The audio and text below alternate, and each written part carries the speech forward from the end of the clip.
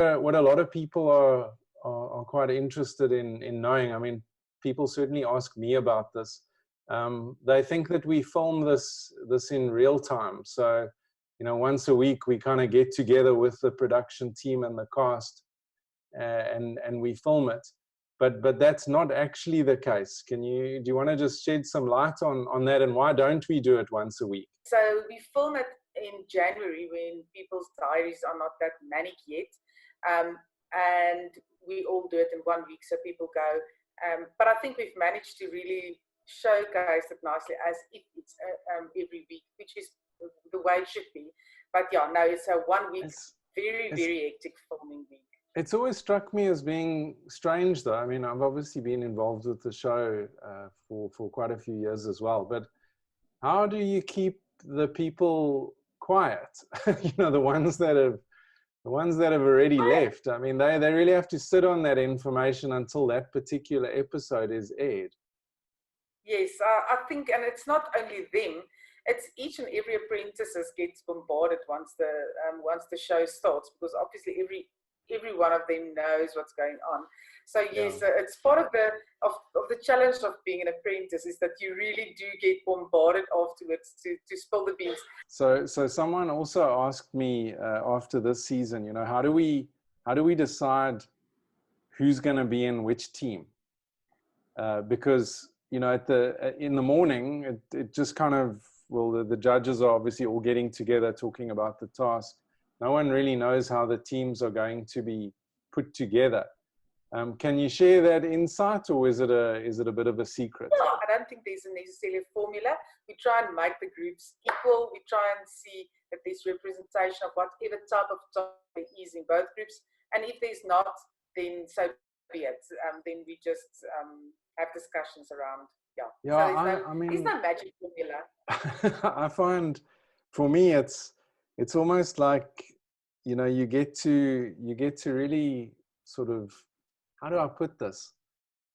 I should have an evil laugh or something when I say it, but I feel like you get to kind of mess with people. You know, maybe that's the thing that I love most about it, because you know, well, and I guess it's not that different with the workplace, because if you've got a personal conflict with someone in your team, you can't magically just click your fingers and they get put in another team. You know, chances are you're going to have to work through your stuff. I think it was not last year, but the year before, you know, we had a couple of the guys that, you know, were almost ready to get physical with each other, and not in an erotic way.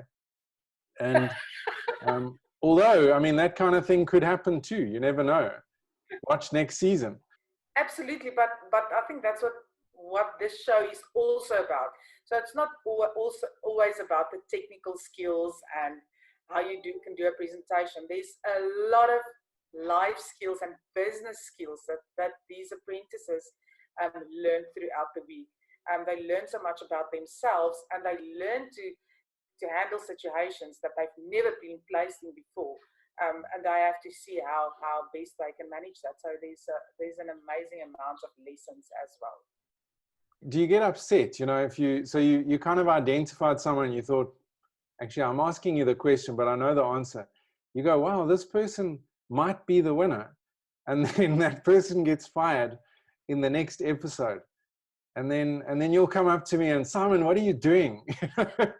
But it's about this. It's about the scoring, isn't it? And I think that's what people at home don't understand, you know.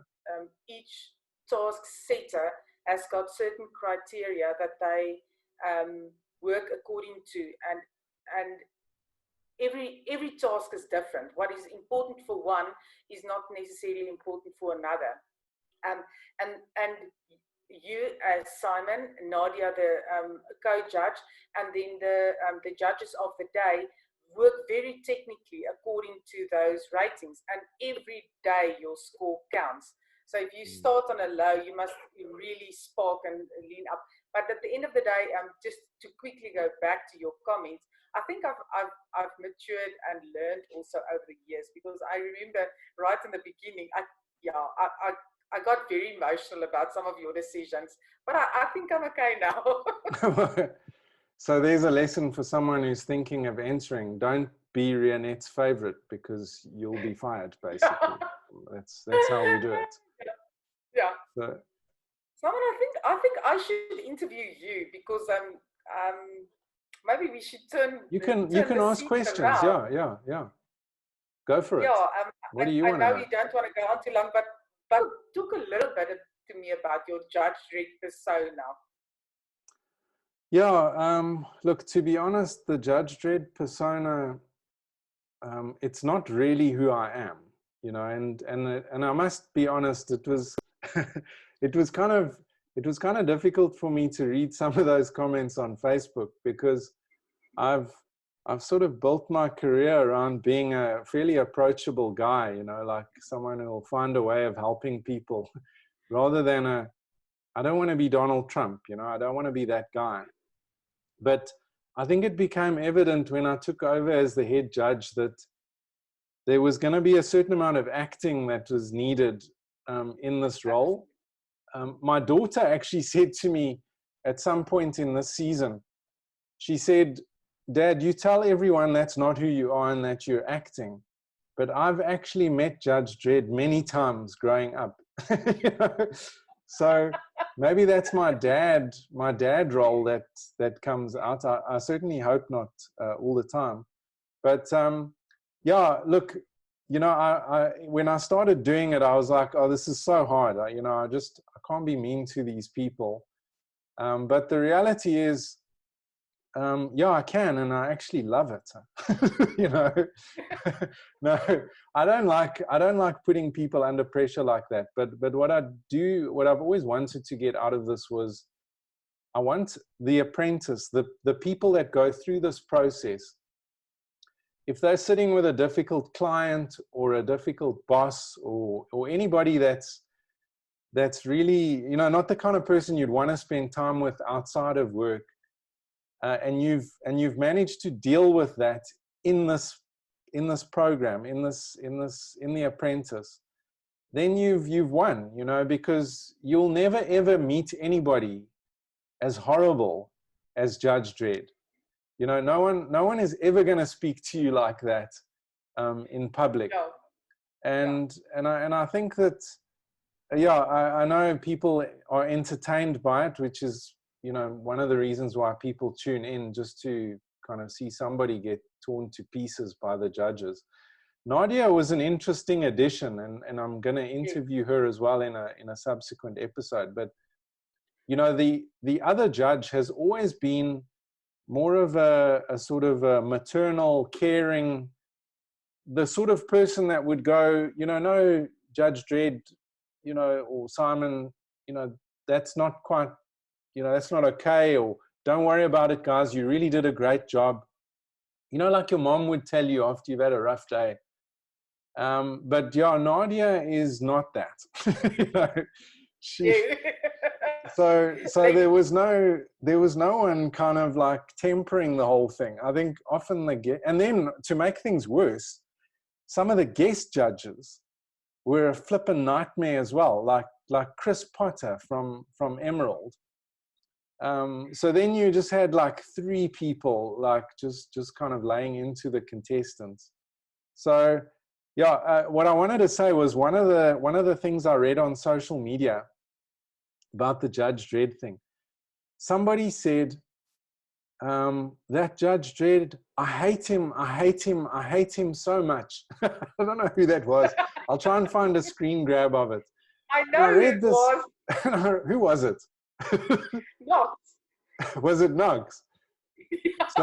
So yeah, Knox, we're taking away your title from some years back because of that. Yeah, but yeah, that's kind of, I guess, when I put myself out there doing that, and to all of the apprentices that have ever gone through my courtroom, I apologize if I offended you, but I do believe you're all better people for it. So yeah, so Rianet, I mean, other people obviously, they want to know about the show. Like, how did you came up with this idea 6 years ago? It's very different now to what it was 6 years ago. Maybe you could just explain that. I think having my own business working in this industry, you always think of how you can improve your business or change your business model. That's the one side of the story. The other side is I was subscribed to a UK newsletter, and I saw an idea. It was called the Broker Apprentice, and I investigated it, and it looked quite interesting. I started thinking about it, and actually the very first person I spoke to was Caroline De Silva. She was still then with Mutual and Federal, so that was before Old Mutual Insure days, and she was immediately excited with me. 6 years later, obviously started with a small filming crew of 3 people, and then started getting a few sponsors. God, I remember those guys. You know, Neil was kind of like lying on the boardroom table with this camera, and there was another guy with a microphone. And yeah, Neil did sound and video and audio and everything in editing and everything else. And obviously every year, the more sponsors I get, the more people see what difference we make to the industry. Now it's yes, it's good for my business, but the impact and the change we are making in this industry is for me far more exciting. So it started off as a very basic idea, and now it's one of my absolute passions. This is just yeah, I can talk for hours about this. Yeah, and I think your passion shows through in the show, and it's, I think, why it's just gotten better with each passing season. This one's been challenging because we produced or if I may say so myself, I think we produced a really awesome season, but we haven't been able to end it off because of the coronavirus. Yeah, so who invited that bloody thing, you know? So yeah, I mean, literally obviously 2 weeks later we could have done it anyway. Yeah. So, but it's the right thing to do that we're not having the event. Well, we couldn't now anyway, even if we wanted to. But I think it was the right thing to do. Before lockdown, we were supposed to have the finale, which we obviously cancelled. Rianet, if we don't manage to have an event, because there's a lot of chatter on social media, certainly, that, you know, even after lockdown, it might be difficult to host events. Yes. Then we'll do it on this platform. We'll get creative. Do you have a date in mind, though? I know we've spoken about that, but for now my mind is still going in a few directions. So I would rather not share too much detail on this before I. So we'll let the viewers know in due course, but it's not going to be open-ended. So, you know, they can expect the winner to be announced in the not too distant future, whether we have the event or not. Yeah, Rianet, it's been a pleasure chatting to you. I'm not sure if you have anything else to add. Not just again from my side, Simon. I know you with SHA spend a lot of time on this, so just thank you for you. I wanted to just show you what happens to apprentices that take on Judge Dredd. I keep the heads here in my office. This was that guy. What was that guy's name who we fired from season 3? No.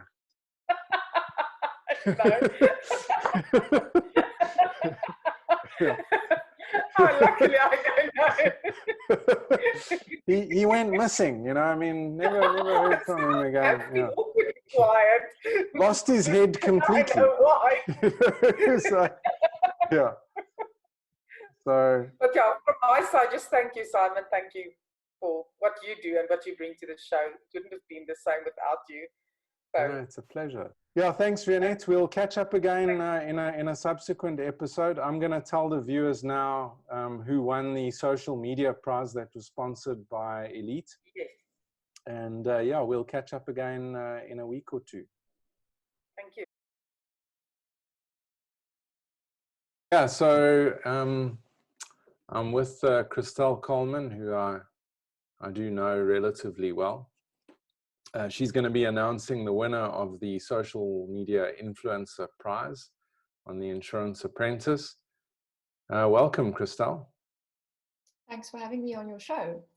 It's a pleasure. Where are you right now? I am isolating at home, upstairs in my office. Upstairs from my office. That's correct. Yes. Anyway, Christelle, we're very grateful on The Apprentice to have had Elite sponsoring this prize. Do you want to tell us a little bit about why you did this? Yes, so you know that I'm very passionate about the youth of our industry, and that's one of the reasons why I absolutely love the concept of the Insurance Apprentice, because it's an amazing platform for young people to build their professional brands, and that's another topic that I'm personally very passionate about as well. So the reason why I thought sponsoring the social media aspect of the show is social media gives you that opportunity to take the amazing work that you do as the apprentices, to take that onto a next level, to amplify it across different channels. And you don't have to be a participant on the Apprentice show to actually get the benefits of social media. So I really hoped by putting a bit of a motivation behind all of this, that more people will get involved in social media, build their networks, and grow their professional brands in the process. And coincidentally, the reason why Elite launched so successfully is because we fully embrace the power of social media. So for me, it made sense that Elite would sponsor this aspect of your very successful show. Well, it definitely contributed to making it more successful. I think Rianet was telling me in our interview that we were way over 400,000 views now for this That's most amazing. recent season. Yeah, and a lot of that has to do with social media. So thanks to you and Elite and OMI for that. So we've got a 5,000 prize to give away. This is for the social media influencer that was involved with the show while each episode was running. So it's the winner is someone that stood out head and shoulders almost from day one, has been extremely involved and active on the social media platforms, specifically on Facebook, which is our biggest platform. It's me, isn't it? It's me. Go on. You. Yeah, how can what? You can't win and be the horrible judge. It doesn't work like that. That's like winning twice. Okay, fair enough. So our winner is Ozem, who has been not just active on Facebook, I think on some of the other platforms as well. And he wasn't just commenting, but he was sharing, getting involved, adding social commentary to the show that gave us a different dimension. So Ozem, we are very grateful for what you've done for the show, and you must continue doing so. Because it's not Ozem, yeah, thanks, Christelle. Ozem, well done, and we'll be getting hold of you on your favorite social media platform and making sure you get your 5,000 Rand prize. Once again, thanks to Elite from all of us at the Insurance Apprentice. Cheers.